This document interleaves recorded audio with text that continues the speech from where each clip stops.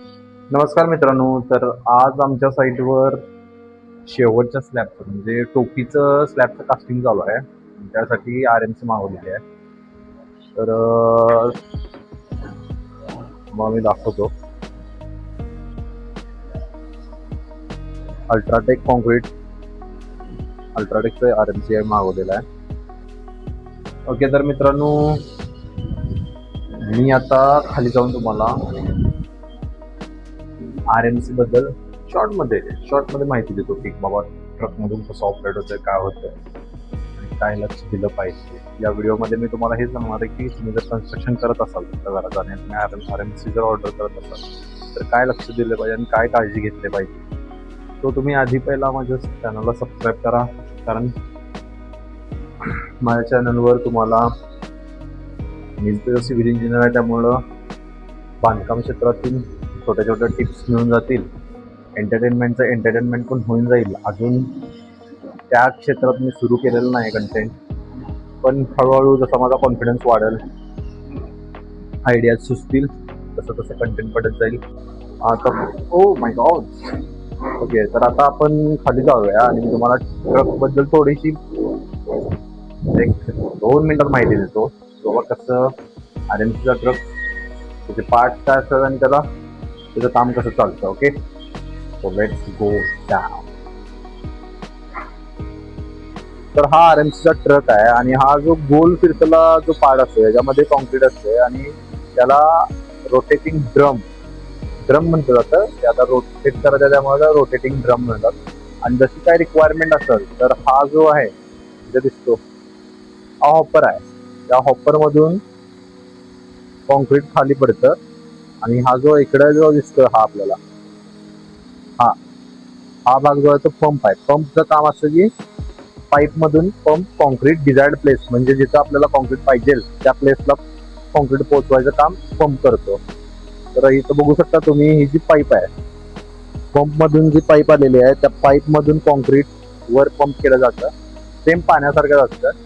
तर याच्यात थोडं प्रिकॉशन्स घ्यायला लागतात. एअर वगैरे धरली तर ह्यांची बरोबर लागतं इथं.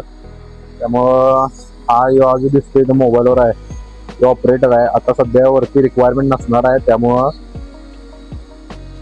पंपचं काम बंद आहे. तर आपला जो ड्रम असतो तो कायम तुम्ही बघितला असेल कुठं पण की RMCचा जो ड्रम असतो तो रोटेट करत असतो. कारण जर ते थांबलं एका जागेला तर कॉन्क्रीट सेट होण्याचे चान्सेस असतात, त्यामुळं कायम रोटेटिंग मध्ये असतं. तर मित्रांनो आता बघा, हा जो RMCचा जो ट्रक आहे तो स्टँड बाय वर आहे, कारण पंपिंग तर काय होत नाही. पण इथं काय दिसतं का तुम्हाला, यामध्ये ब्लेड्स जे आहेत त्या पंप मधले ते फिरत आहेत बघा कंटिन्युअसली, कारण कॉन्क्रीट सेट होऊन चालत नाही.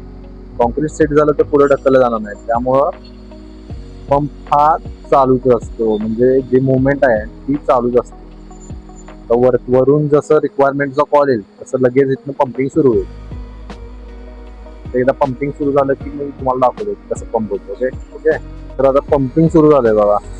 जसं पंप चालू केला, आता हा ऑपरेटर आहे तो ड्रम मधून जे कॉन्क्रीट आहे त्या हॉपर मध्ये घेऊन पंप मध्ये टाकेल. चालू झालेला आहे.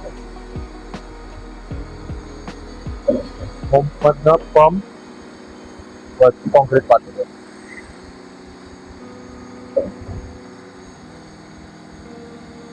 पंपचे व्हायब्रेशन एवढं खतरनाक असतात, सांगायचं काम नाही. त्यामुळे हे जे पाईप असते ती पाईप प्रत्येक मजल्यावर त्यांनी सपोर्ट देतात आणि हे असं रस्सीने वगैरे बांधून कॉलमला बांधलाय बघा आता हे पाईप.